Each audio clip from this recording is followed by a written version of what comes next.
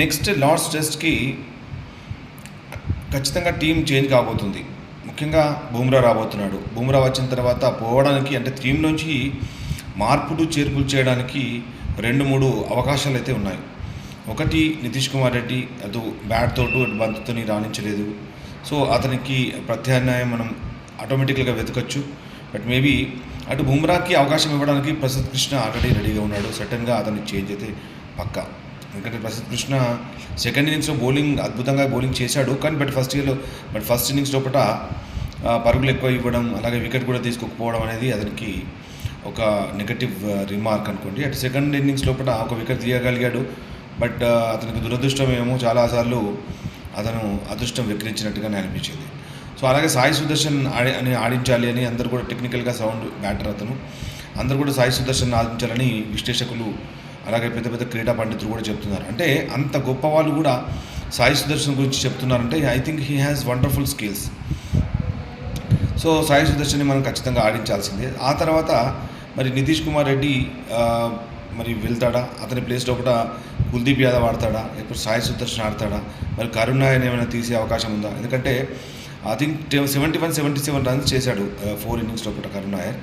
So అతను అంటే ఒక సక్సెస్ అయినట్ట, అతను సక్సెస్ కాలేదా అంటే అతనికి అంటే ఇచ్చిన అవకాశాలు చూస్తే అతను సక్సెస్ఫుల్ కాలేదని చెప్పొచ్చు. ఎందుకంటే అతన్ని చాలా ఎక్స్పెక్టేషన్స్ ఉన్నాయి. ఎందుకంటే రంజీ ట్రోఫీలో అటు ఫస్ట్ క్లాస్ క్రికెట్లో అద్భుతంగా రాణించాడు. 100 పరుగులు, 1000 పరుగులు సాధించాడు, టన్నులకు పరుగులు సాధించాడు.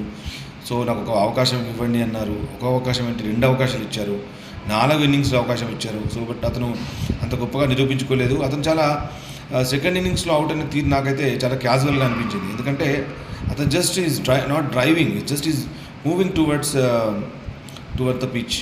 అతను నడుస్తూ వస్తూ డ్రైవ్ ఆడిన విధానం నాకైతే కొంచెం క్యాజువల్గా అనిపించింది. ఎందుకంటే అంతకుముందే ఒక మంచి బౌండరీ సాధించాడు, ఒక మంచి కవర్ డ్రైవ్ సాధించాడు. ఎక్స్ట్రాడనరీ, అప్పుడే కమెంటేటర్స్ కూడా చెప్తున్నారు ఎక్స్ట్రాడనరీ కవర్ డ్రైవ్ సాధించాడు. చాలా మంచి క్లాసికల్ డ్రైవర్స్ ఉన్నారు. అటు కేఎల్ రాహుల్ ఉన్నాడు, అటు నాయర్ ఉన్నాడు, ఇద్దరు కూడా మంచి డ్రైవర్స్ అని చెప్తున్నారు. సో అంతలోపై ఇతను అవుట్ అయినాడు.